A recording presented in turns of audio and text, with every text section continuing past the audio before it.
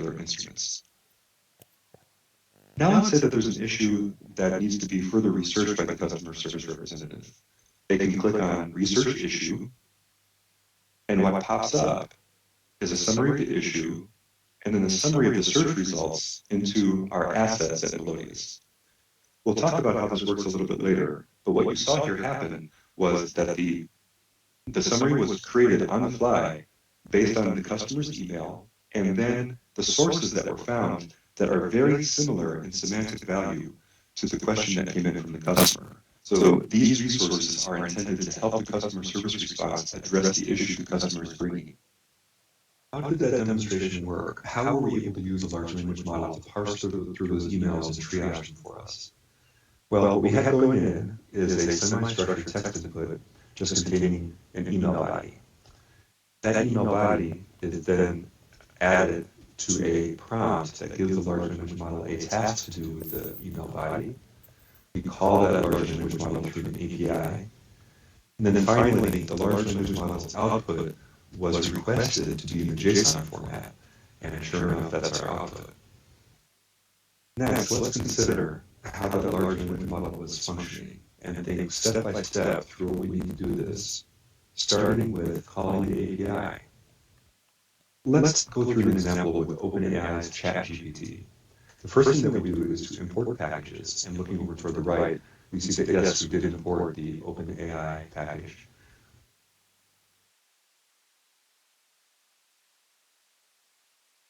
We're making use of load.env to help us find and then utilize the information inside our .env file that contains our OpenAI API key.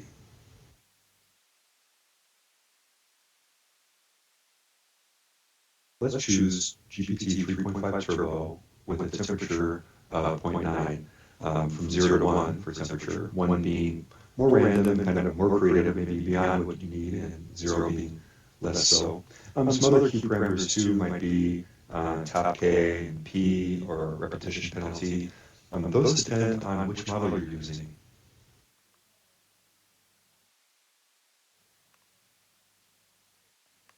Next, we write the prompt. The prompt is write a haiku about large language models. And we use that prompt as part of a greater message that goes to the large language model in our framework. Finally, we call the API with the create method. And the response is in the response variable. And if we print out the contents of the response variable, we see endless worlds unfold, giant minds, vast text arrays, wisdom from the void. It gives me chills. What are some of the factors that you need to consider when you're selecting a large language model? One of the important ones is to take a look at benchmark scores on a relevant benchmark. On the left, you'll see a table with different task types like reasoning or reading comprehension / question answering, math, coding, and so on. So if your application is using a large language model for reasoning, you might, for example, use HelloSwag. Or for coding, you might use Human-Eval and MVPP. You also will need a lot of data, especially if we are doing our pre-training. Later, we can fine-tune with far less. We also need to think about the kinds of evaluation or validation tests that will run on the model when it becomes part of our system. Latency is very important too.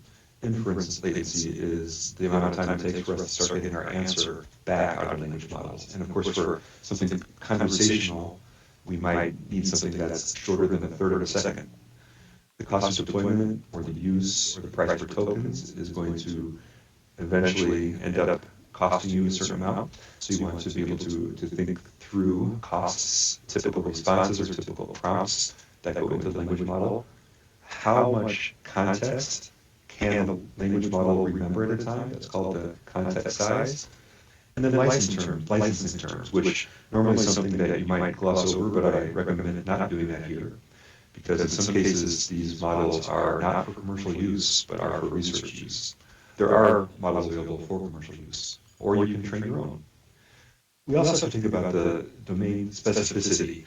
And when we start to train models that are very domain specific, we find that we can get as good a performance from a smaller model that's trained on that narrower field than with a much larger model that's trained more generally, and of course going to cost more, not only in terms of the hardware resources to instantiate, but also in the use of energy and cost of deployment.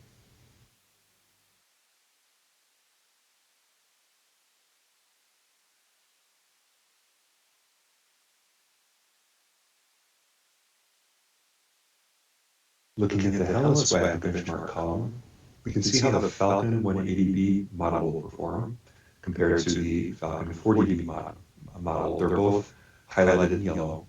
And then in the LLSWAG benchmark highlighted in green, we see that for the 180B model, we have a performance of 89 points. And for the 40 billion parameter model, we have 85 points. So for 4.5 times more size, you gain 3 points on the performance. That's something to consider. Are those 3 points worth nearly a 4 or 5 times size model, which will impact the cost? That's an important consideration for you when you're designing a system. Okay, let's shift gears a little bit and talk about prompt engineering. Having a good prompt is very important if you expect good results from a large language model. So let's talk about a few of the different methodologies. One of them is called zero shot. So in this case, we're asking the foundation model to perform a task with no in-prompt example. So what is the capital of France? That question goes into the large language model, and if all goes well, A, Paris pops out. It tries to follow the format. We have Q, and then we have A. What's nice about zero-shot prompting is that it gives you a lower token count. So you remember we were talking about potential token costs or token memory in the context memory. So we have a lower token count. We want to be efficient, giving us more space for the context. But in some cases, a zero-shot prompt isn't enough for a model to give you what you want. With a few-shot prompt, on the other hand, we provide examples as some context for the foundation model that's relevant to the task. And in this case, we would give it some examples of capitals and answers. What is the capital of Spain? Answer Madrid. Italy. Answer Rome. And we notice also that we are asking for the answer in a particular format that looks like a Python dictionary. So when it comes time for us to ask what the capital of France is, we get a response back in the correct format. The answer is Paris, and in the dictionary format. So the responses are then better aligned, especially in terms of formatting. And in general, they have higher accuracy. These few-shot prompts give higher accuracy on complex questions. On some models, including large models, the newer ones as well, few-shot prompting may not be necessary. Zero-shot prompting may get you the result that you need. So I would suggest trying both and figuring out which one is giving you the answer more reliably that you need.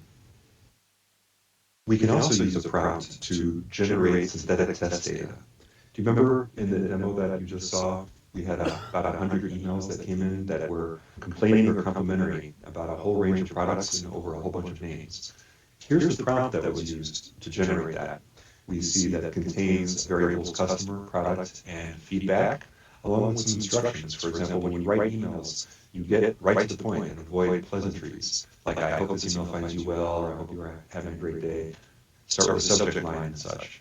And so we wanted to be concise. And if we take a look at what was produced, I'm just cutting the body here, we have a pretty good email that's catching the things that we asked for. The product is the CG series grand piano. The customer, that's Xiong at the very bottom.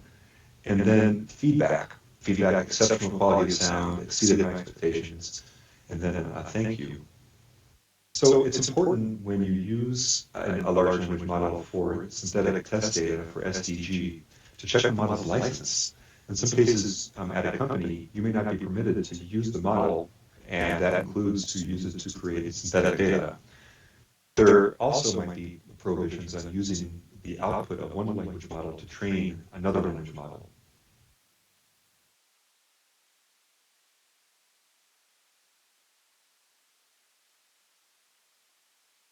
Taking a look at the prompt on the right, you'll notice that it is asking the large language model to think logically, step by step, to help the customer service representative. And certainly there are 5 steps there, including specific output to format the answer in, and at the very bottom in blue, we see that the body of the email is going to be appended to these instructions. So the instructions plus the body of the email comprise what we call our triage prompt. This is called a chain of thought prompt in the sense that we're asking a large language model to reason through a process step by step. Certainly adding something like let's think step by step or let's think about this logically into your prompt has been shown to improve the result from some models of large language model, definitely worth trying. And you can supply those specific steps if there's a consistent process that you need to have your large language model run through. In our case, indeed, it was sorting through a big pile of email.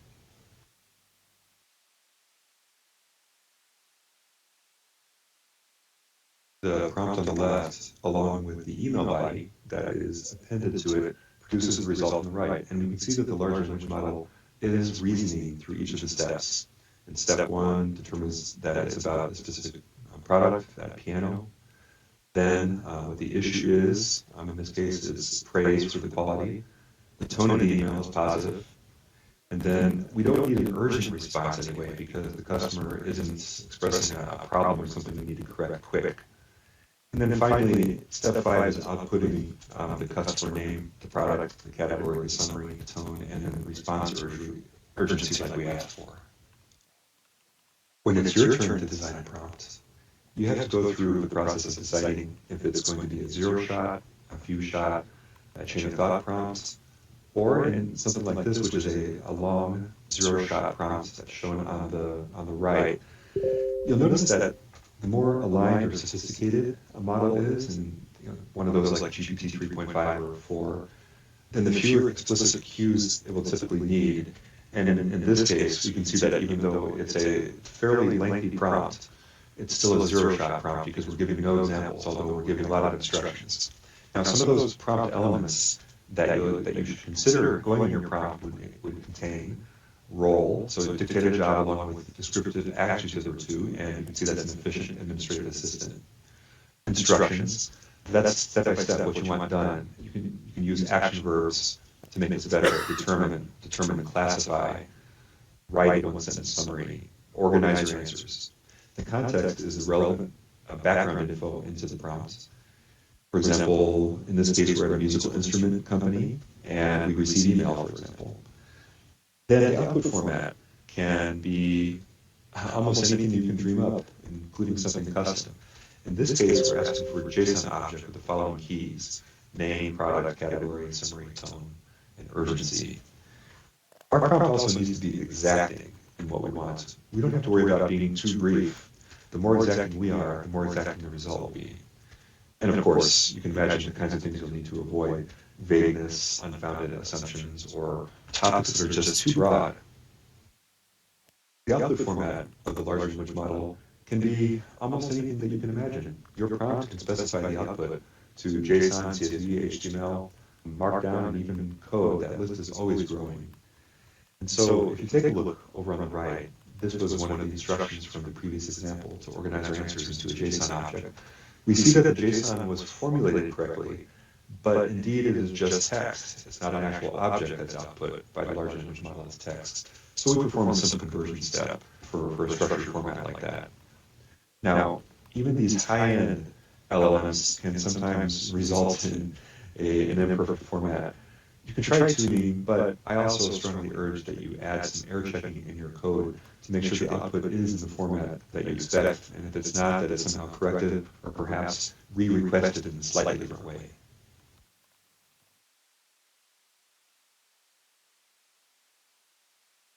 Tools are available to help keep our LLM-based application in its lane. Something to add boundaries to ensure that the large language model is not performing any kind of undesirable behavior. These are called guardrails and toxicity checks. So if we have an enterprise application, like the one that we were just working on for the Melodious music store, we might have a user who asks something in an email, and if we take a look at the green path through the checkboxes in the diagram, that user's request makes it all the way through the guardrails of NeMo. This is NVIDIA's LLM.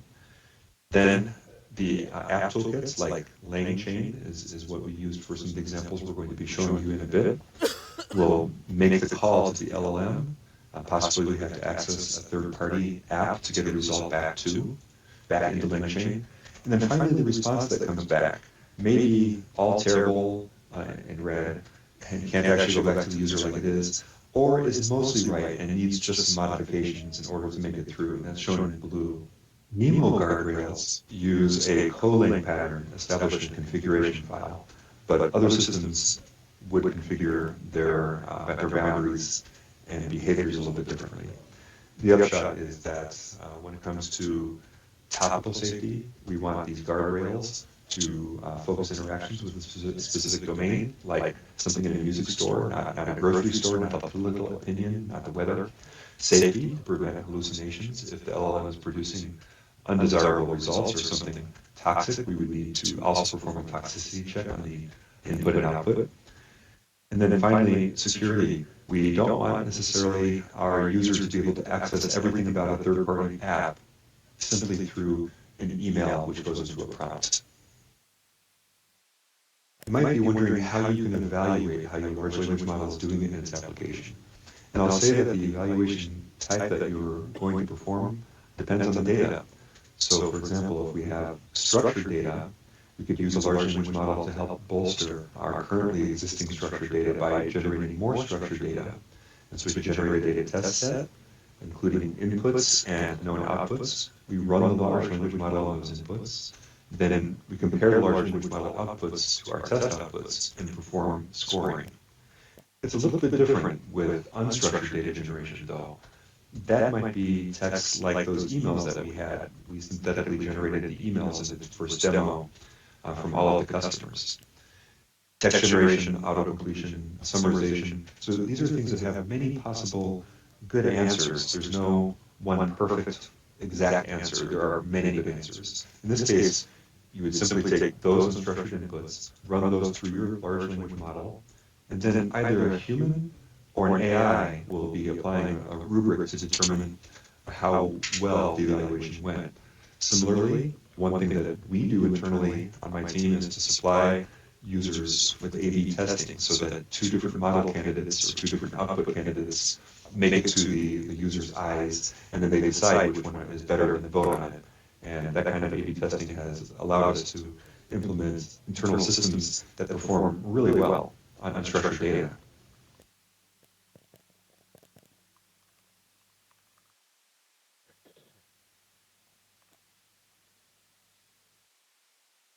Next, with API calls, prompting, guardrails, and evaluation all behind us, let's take a look at another function that large language models can help us with in our email app demo, and that is researching based on the customer's email and on up-to-the-minute company content.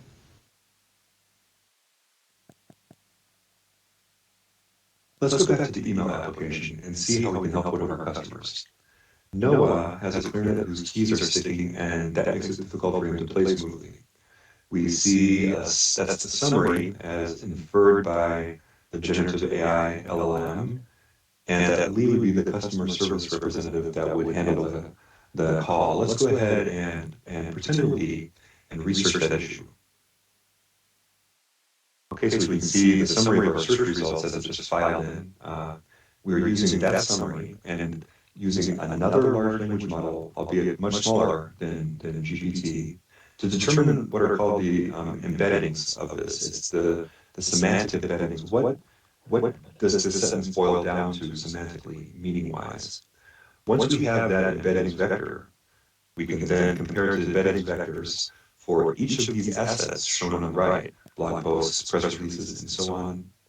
So when we recall the original issue, and then we find the passages that are relevant to our solution, those can go into the prompt of the large language models, input once more, and ask for a summary of the search result. And sure enough, it's here. It looks like it says that the clarinet commonly does experience some issues with dry cork joints and sticking, and suggesting some powdered graphite and so on.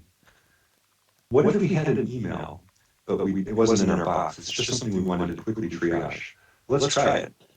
So let's go to research, and we're going to paste in an email that I asked ChatGPT to write for me based on having a problem with my MP stage keyboard. I'm about to have a performance, but my wah joystick is not working right with MIDI.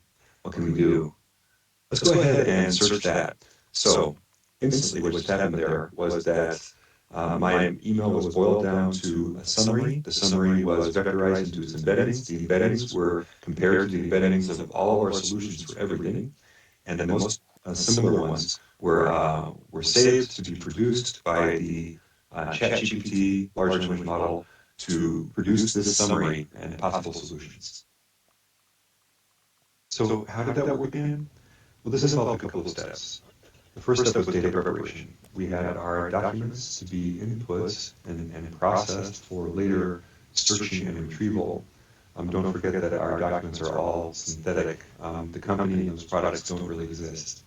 But in any case, these are the input documents that are going to be used as sources of technical information or problem resolution. And we process those documents by breaking them down into smaller pieces.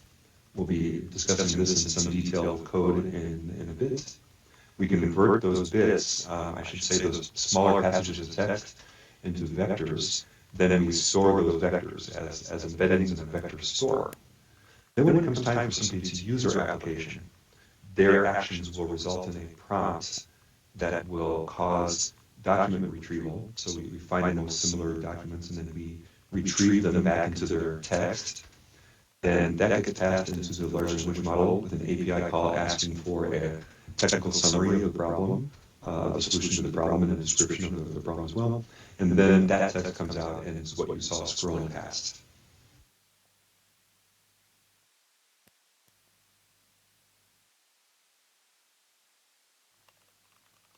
Let's switch gears and look at the code behind how the demo app works in terms of accessing the large language model and preparing the data. And then let's also compare a few different frameworks. Developing these kinds of systems can become complex pretty quickly, and so we look for ways to simplify our development. One way is to take advantage of the modularity and flexibility of certain frameworks. One framework that we used in this demonstration that you saw earlier, and that we use in our own development, is LangChain. Taking a look at the code, you can see that in Python, LangChain allows us to open up an LLM object and specify which model it is. And then we can inject the parameters into standard chat messages using a definition, like shown here. We're going to be writing a poem where, in a given topic, in a given language, and with a given large language model. One of the benefits to using this kind of framework is that it comes with components.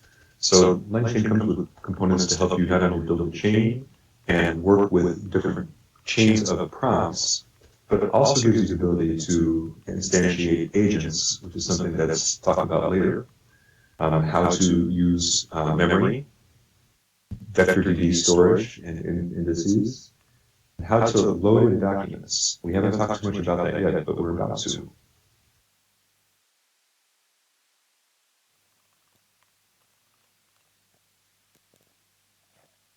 The example on the left is a simple standalone use case, something that you probably wouldn't need LangChain for actually.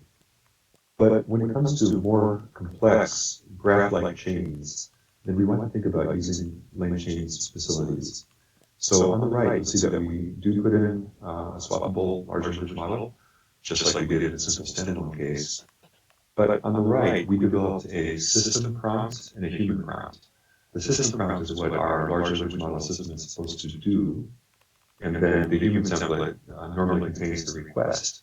Putting those things together, the system prompt and the human prompt, makes a complete full prompt. Then the next step is to connect the chain, which you see at the bottom right code box.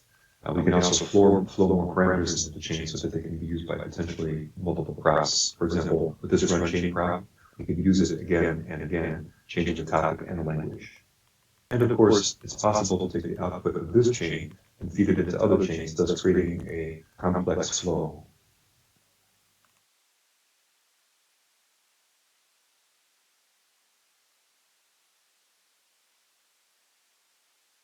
You've seen lane chain in action in the demonstration that we gave earlier, and it is an excellent framework, but it's certainly not the only game in town, despite it being open source, having a large community, lots of integrations, and even enterprise tools to help you.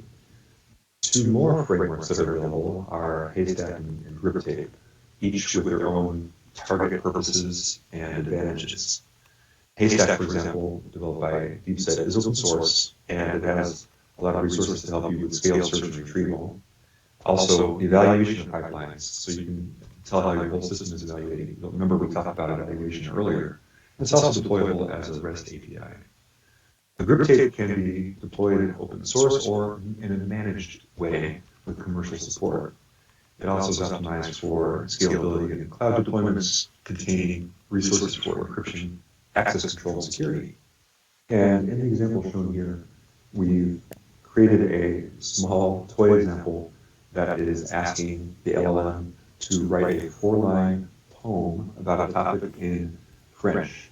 So all three of these examples are doing this. The first task is to create the LLM object. So the three different frameworks do offer different functions that are in actuality quite similar. You just want to select the right model fitting your need and then passing in its API key. It's pretty easy then to create a function, pass in some arguments, and in our case, that's the topic of a poem. We use the LLM object that we had previously instantiated, and then we define the correct prompts, and then run it to get back the output. In this case, it's the poem in French. In fact, in Haystack, we have a further example where we take the output in French and then translate it using another large language model. To Griptape, we also added the ability for context to be read into our prompts. So in this case, we are going to load a PDF that contains some information that we're going to use as the large language model is composing the poem, and then the pipeline is run.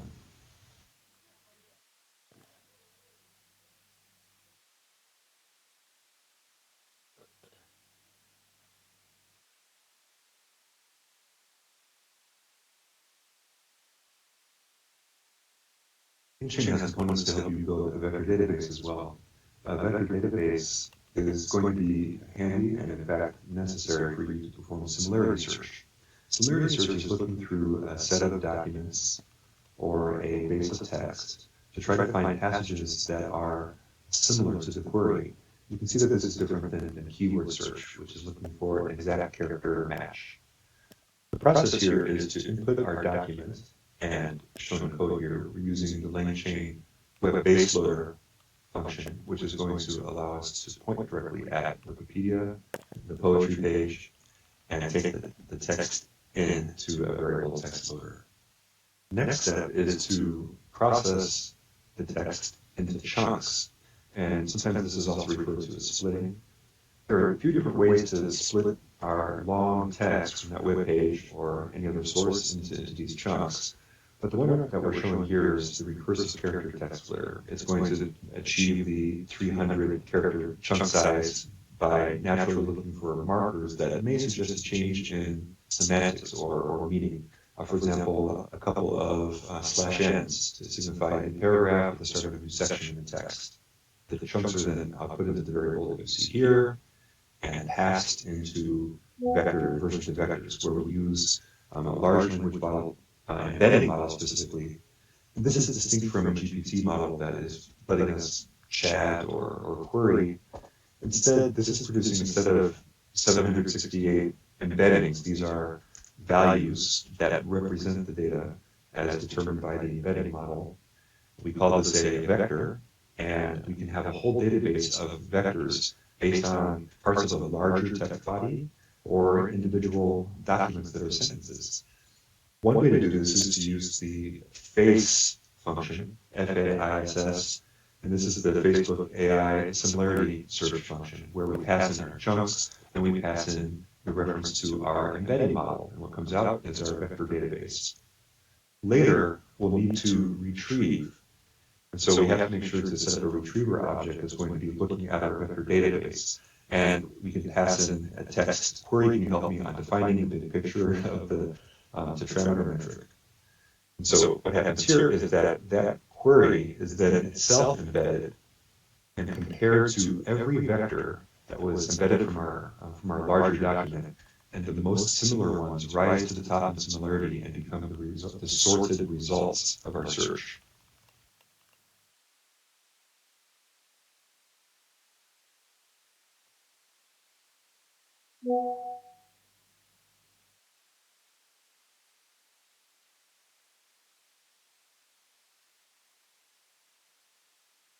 So at this point, your gears may already be turning, thinking of ways that you could take advantage of having a large vector database full of information that's ready to use with your large language model.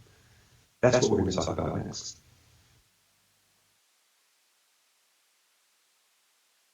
What is retrieval augmented generation, and why would we combine a large language model's encapsulated knowledge with your data? Well, one of the first reasons is that while large language models have been trained on large amounts of data, they may have been created with outdated data or on topics that don't really fit your application. For example, getting a summary of some confidential enterprise info or private medical data come to mind. To retrain a model with newer data can be long and costly. The new data may become irrelevant over time anyway.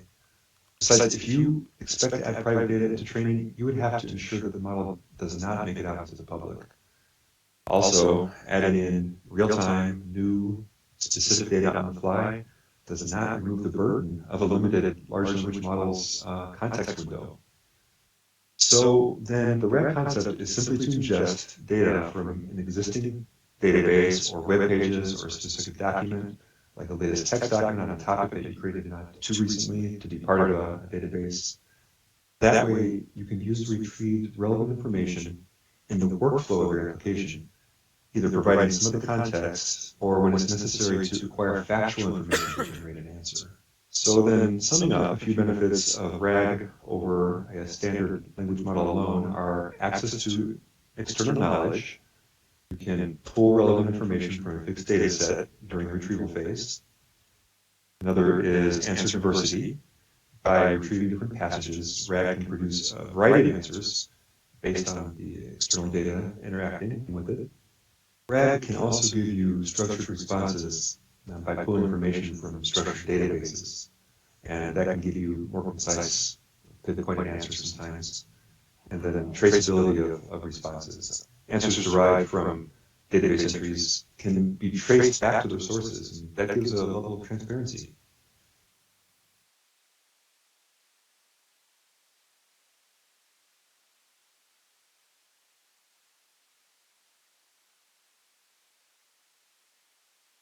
Thinking about the workflow that we followed in the research app demo, that was the one where we clicked on the research button and then the LLM synthesized a technical support summary for us from technical information that was available in documentation blogs. So now let's consider a schematic of a RAG workflow. When the queries arrive, a retrieval process goes to fetch the relevant data through the framework, and we know once again that the data could already be part of a database or could have been loaded at that moment. Then the retrieved info is combined in the prompt and sent to the large language model, which in turn produces a response that considers the info contained in both. Note that this RAG workflow also incorporates guardrails for both the prompt and the response.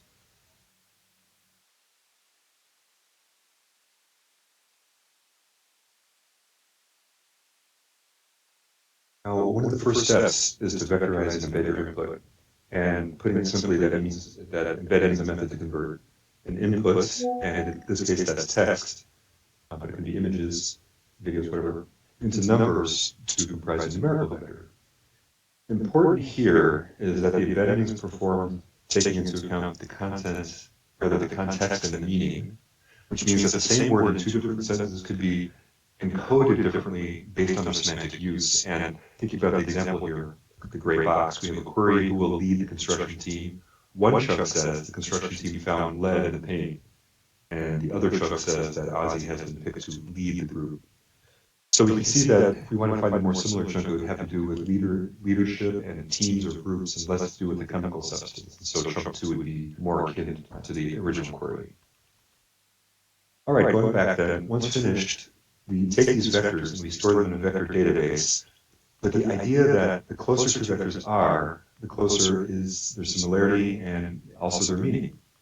But to be fair, we have to note that similarity doesn't imply relevance, and that's why, in some cases, keyword search approaches can offer better results than vector DB ones. You've got to know your application. In any case, it's becoming common to use embeddings and similarity search with vector databases and semantic retrieval for different use cases, like classification or topic discovery. If we take a look at the clusters on the left, we can use this as an example. On my team, we were interested in better understanding feedback we got about GTC, which is free form and unstructured. So looking at the image, you'll notice that we have these clusters of points. These arose from plotting the embedding vectors and then projecting down into 2 dimensions, where here each point represents a feedback message's text. These clusters turn out to be thematic, sharing the common topic like scientific computing or speech AI. And so this is a good way to visualize semantic distance.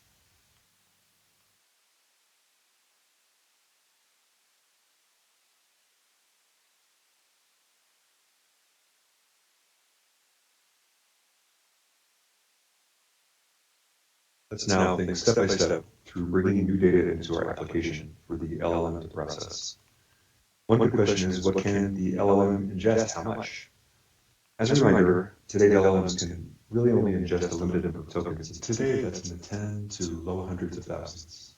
So to ensure that an LLM can ingest our data, we need our data to be split into chunks that fit the context window's size limit. So turning to the code, we see that PyPDF loader grabs the text from an unencrypted PDF. Though I should point out that other loaders could have handled things like JSONs or CSVs or so many other types of data. Either way, a list of document objects is returned, and for this example, let's imagine it has a length of 20 pages. You can note that it could have different vectors representing these various segments, so then afterwards, when we retrieve the information, the retrieval function may get back pieces of the file's text, and that's more useful than simply return 20 pages, the entirety of the PDF file's text. Then after loading, we need to break up the text into smaller pieces to capture semantics of the document and to improve potential text passage relevance during our search. And that will also allow for the limited context window that we have. In the initial splitter, shown on the left with 500 characters as the chunk size, that's a large chunk size that could help us find, say, an idea more holistically inside one of our files. But on the right, we have a chunk size of 30 characters, and that smaller chunk size allows for more fine-grained searches. We also know that there's a chunk overlap to make sure that we don't miss any semantic concepts as we slide our window along our text. In the second stage, the chunking process is somewhat deceivingly not such a straightforward task. To highlight the complexity, let's consider 2 different kinds of data, a French novel and an English text document. As you may know, some languages are more verbose than others, so when we're dealing with content of different languages, we may have to consider the alphabet or the recurrence of words or sounds in that language. And besides, some languages are more direct than others, being more efficient given a meanings per character. And then finally, a text document is less verbose and more straightforward than a long poetic description in French literature. All this goes to say that chunking by splitting by character count alone may not be enough to extract a meaningful piece of text. The same is true if you have a technical document, let's say a code example. Going to the next line, like using the /n info, may be sufficient to indicate the switch of the topic. An approximate conclusion here would be then that depending on the kind of data, text, PDF, markdown, etc., the kind of fields the document is related to, like text specs or a historical summary or business report, language used, and so on, you will have to consider different chunk sizes, even though it would be ideal to find some elusive standard one. But one piece of advice, do experiment and do consider parameters we just mentioned to determine the right chunk size. Try it out. And just to highlight it once more, given the same kind of input, but by modifying the chunk size parameters, we do end up with either a more or less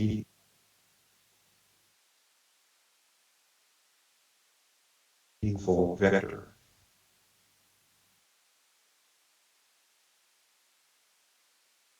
Back subquery chaining and cascading.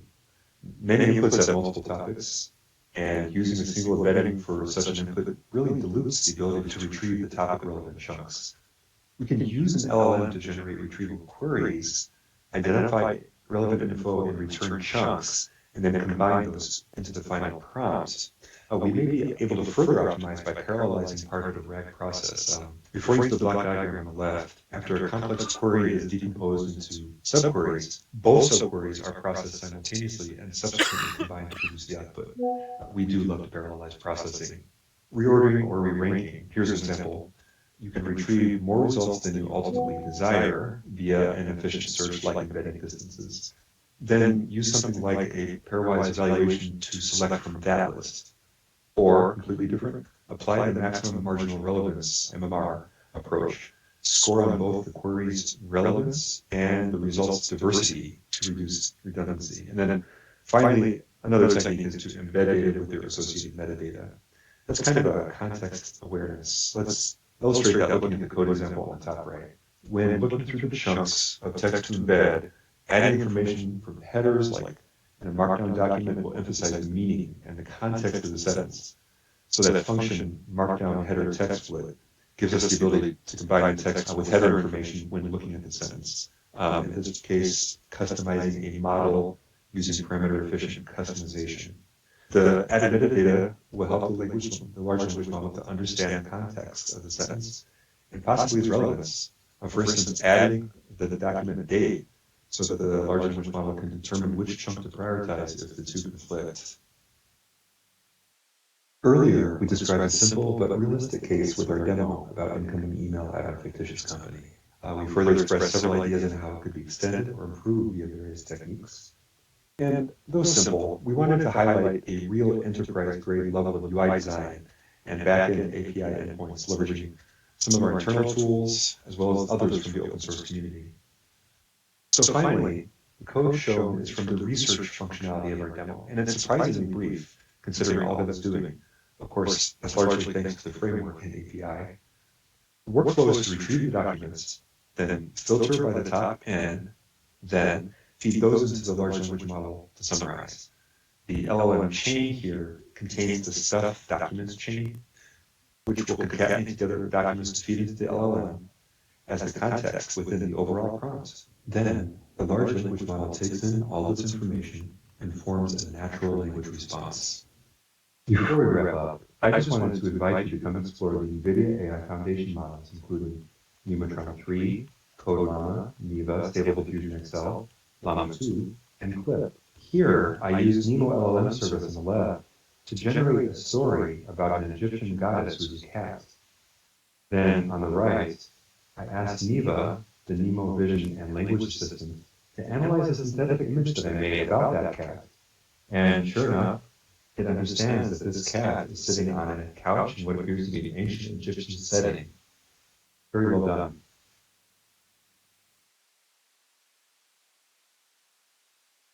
Let's review the information that we covered today. We first discussed the core concepts of large language model architecture and foundation models, before moving on to the factors for selecting between and evaluating large language model APIs. We then moved on to prompt engineering basics and covered a few workflow frameworks for LLMs before taking a look at retrieval augmented generation, or RAG. We also presented two demonstrations showing how you could use these principles for an email triage application. Before we go, I'd like to thank my colleagues Ben Bayard, Chris Milroy, and Chris Payne for their many contributions to this session. Thank you.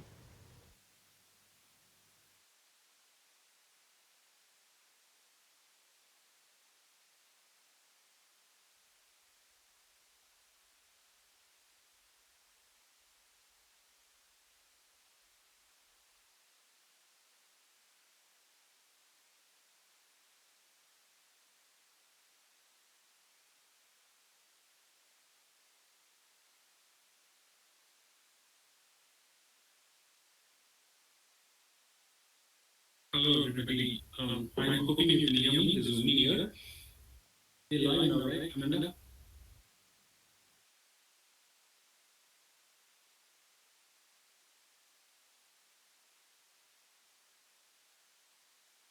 Yes, you are online. Okay, great.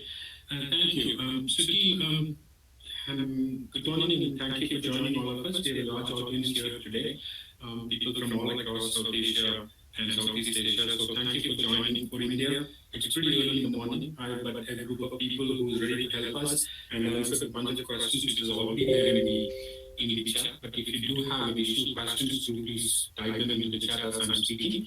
My name is Krishnan. I have along with me Ramanan, who is one of our top experts in LLMs. Next to him, I have Srivarsha, Avinash, Chakravarti, both of them again working on LLM AIs. I also have Ninat, although I'm not able to see him on the camera, but all of them are available for us to answer our questions. I have Ginny from Southeast Asia to help me along with additional questions and overall managing the backend code with me. So thank you, everybody. I'll quickly jump into the questions. Let's first take some of them which has already been asked in the chat boxes and not answered. Let me take some of the easy ones first. So, Raman, let me point this question to you first. What is an example of a guardrail? Are these rules? So these guardrails are more of prompt engineering methods that we use to detect some of the faults within LLMs. So rather than just taking postmortem rules where you detect and stop a answer from going on to the LLM, you will read out the faulty things like a toxic text or unnecessary text back to the LLM, and then trigger a proper workflow instead of toxic. So there is an associated question, Raman. Does NEMO guardrails, is it in line with OpenAI Assistance API? Maybe you can answer that for the audience. Yeah. So NEMO guardrails is essentially built on top of LangChain. So any model that is supported within LangChain is going to be supported in guardrails. LangChain doesn't support for OpenAI, so it will support that. Yeah, again, an associated question. Can I use LangChain with NEMO? Can you share example applications on repos? Yes, actually, within our repo, we have given example applications for using our own NEMO LLM service. We also give examples for Llama, Dolly, DGA, etc. About from OpenAI. And if you need any further assistance, there are some blogs on using Llama with guardrails. The next question, I'm not very sure how to answer this, but if you need clarity, please do so. Will the use case for the email, the example which we have shown in the session, be available with source code and data set? So if you guys know the specific answer, please do that. Otherwise, I'll check with the source owner for this and revert back on that. We'll have to check on that. Okay, perfect. Are you using a text classifier to filter toxic, harmful prompts? We actually use the LLM itself for all of these texts, all of these mechanisms. For toxic detection also, we have the ability to go back to the LLM to detect the toxic content. Okay, what strategy method to be followed if you need to develop an enterprise level app that has leveraged LLM without enterprise data going out? And that's a good question. I think we should a little bit take time and explain. Okay. So most of the solutions out there, like ChatGPT APIs, etc., they are on the cloud. So we are using the data as code of your enterprise network. So the alternative would be to deploy LLM that is within your networks. For that, within NVIDIA, we do have NEMO framework, which is a set of tools that allow you to customize and deploy LLMs on-prem. Particularly, if you're talking about deployment, NEMO framework has this tool called 10 LLM, which is significantly optimized your LLM to have a much higher throughput and low latency. And again, you can deploy it within on your on-prem GPUs. Yeah, on-prem or on your private cloud or on a public cloud, right? So you have the choice. Yeah, you have the choice to do what you want, and that essentially is also the problem for what you're essentially asked. Now, this is an interesting question. So, does NEMO guardrail usage needs NVIDIA GPU? In some ways, yes. NEMO guardrails, as I mentioned, supports a variety of models that are supported within LangChain. So some of those models are deployed as a hosted service with the ChatGPT API, and they are running on NVIDIA GPUs. if you want to deploy your own LLMs and use them, then using NVIDIA GPUs would give you the most performance because on CPUs you can't really deploy LLMs. It's going to be latency is going to be too high. Thank But you, Raman. So there's one, yeah. sorry, there's one very interesting question here. So the question is like this: now that the carbon emissions needs to be reduced, does NVIDIA also consider training the models with the CPU, as companies such as NVIDIA has used pruning to train LLMs and foundation models on CPU? Have you tried something along that direction as well? So let's answer this in two parts. Let me take the second part. The first part of this question, the way you need to look at this is by fundamental approach, GPUs are more optimized to take advantage of the multiple cores which we have in it and do these things in parallel. By base foundation approach of that itself, we are reducing the power consumption, right? That's the value proposition of the base foundation itself. That applies to any type of code, that applies to any workload which is available to run on GPUs in the first place.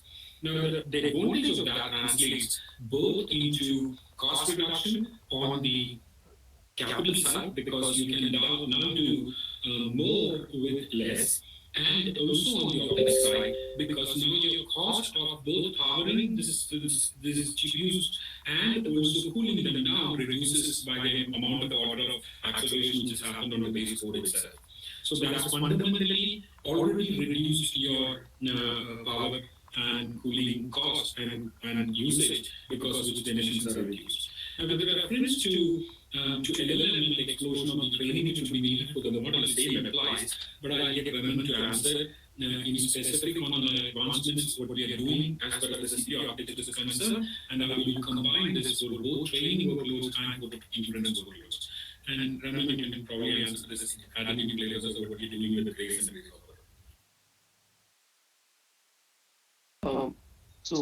As Sunil suggested, GPUs are more optimized for any operations that want to run LLMs. So even for post-training techniques like pruning, although they can be achieved in CPU because the number of multiplications are less, it's much better if you use GPU. It's going to take significantly lesser time to even do things like post-training, pruning, etc.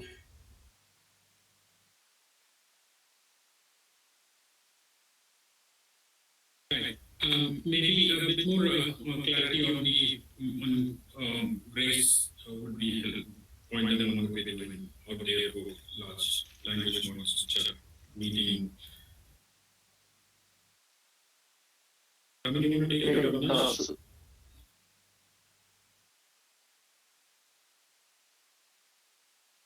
Avinash, should we talk about the grace of first which we have? Right.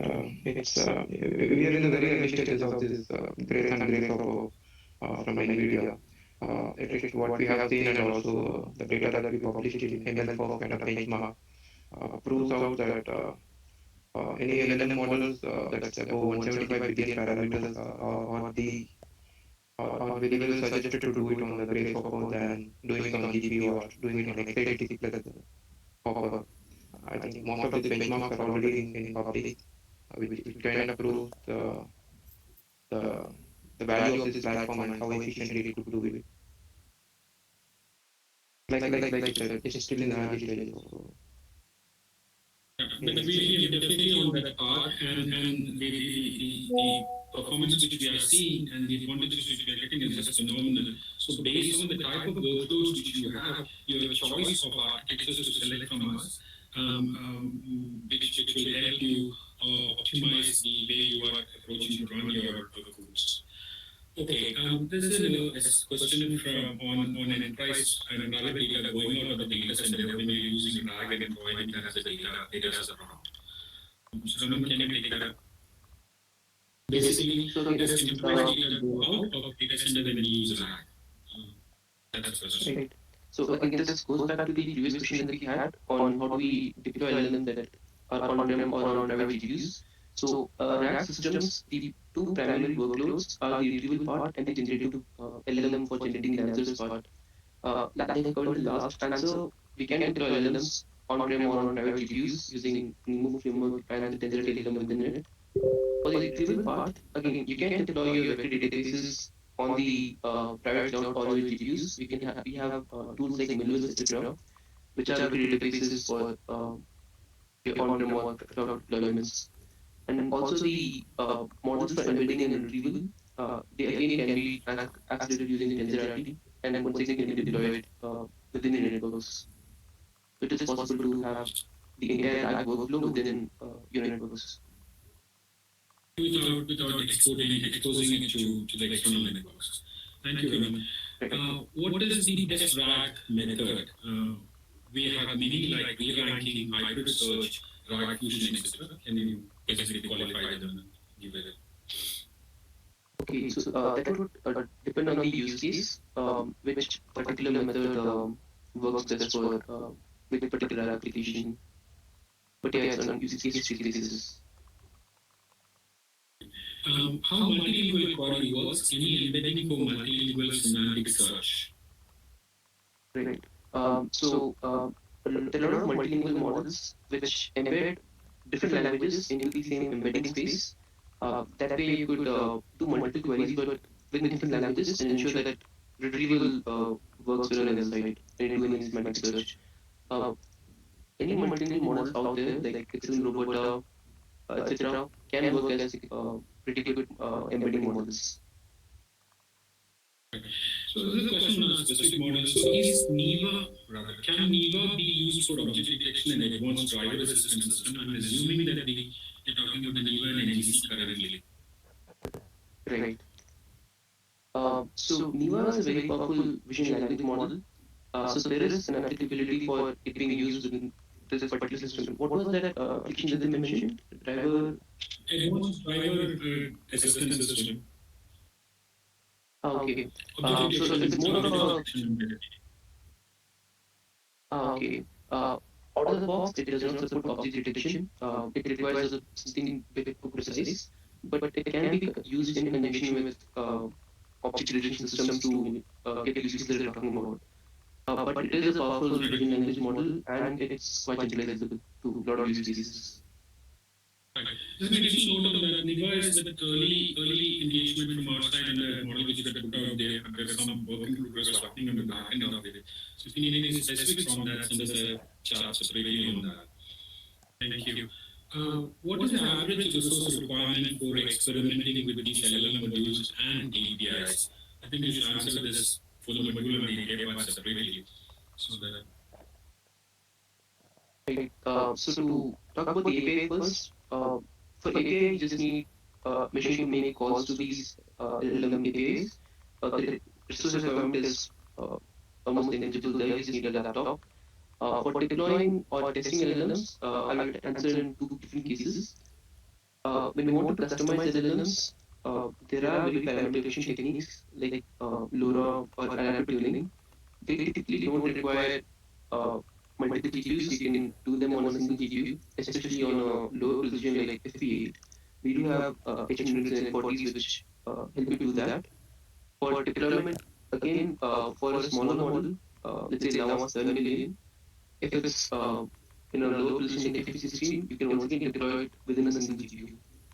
So to just start off with experiments, we would suggest start with a single A100, H100, or L40s. So this is a question about enterprise grade LLM available from NVIDIA out of the box. Which organization I assume is asking basically can we use that to securely send data out of the VPC? Okay. So we do have a service called the LLM service, the new LLM service. We do provide hosted models there. We have our own model called the Nemotron, and we also have the Llama model available there. But it is like any other hosted service that we have. The other option is you can take this Nemo framework and deploy these models within your own private networks.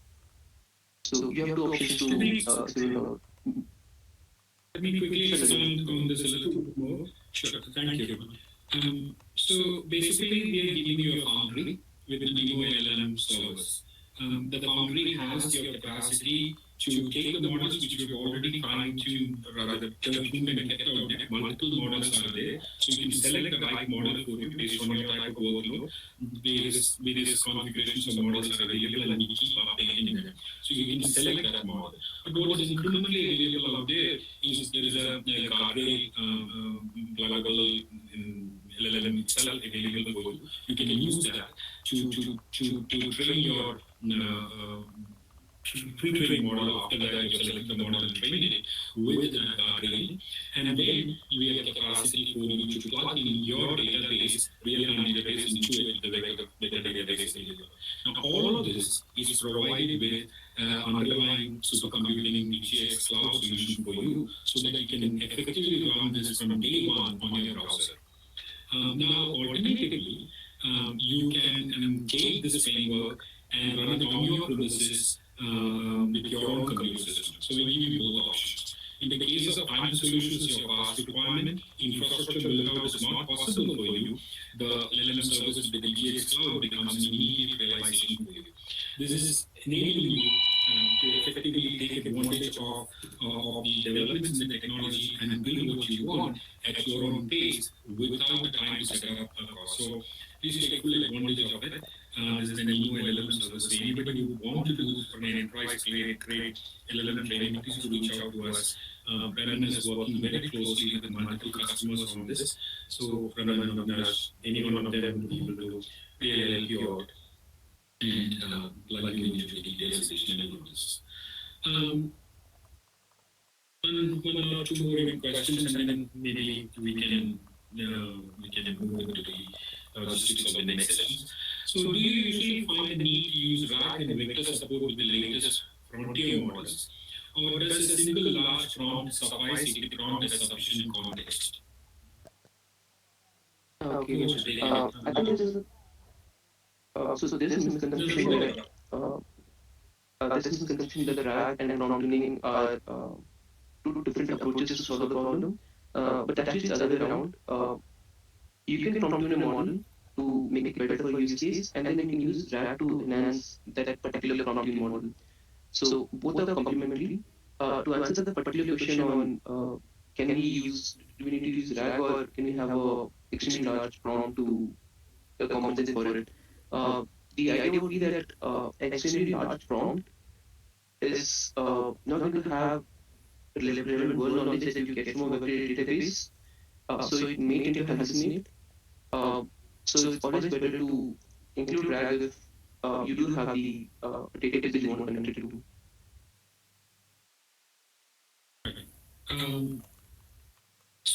My question on Nemo, you mentioned Nemo is a cloud-native and enterprise framework. Is it kind of SaaS or has to be GPUs provided by NVIDIA? I think I tried answering that question to you, but me and Raman has tried answering that question to you. Nemo as a service comes with the DGX cloud underlying, so that effectively you have both the components available. You can call it as SaaS if you wanted.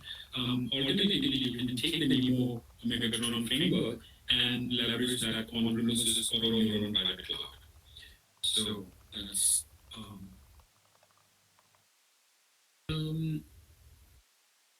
question here. At what point in the process did the semantic analysis come in, and how?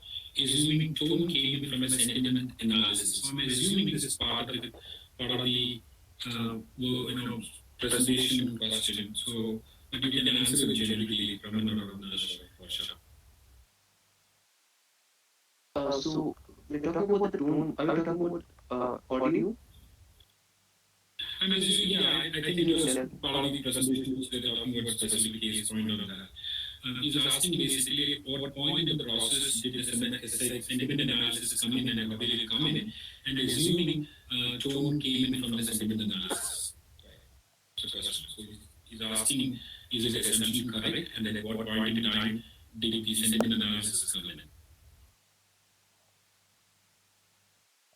Sorry, I probably have to take a look at that in the moment. Yeah, you'll have to refresh the slide flow, and we'll take that offline. Okay. So let me give one or two more additional questions. How could you use something like a wiki for a product to use as a context for an LLM? Would a test dump be a good enough to use as an input?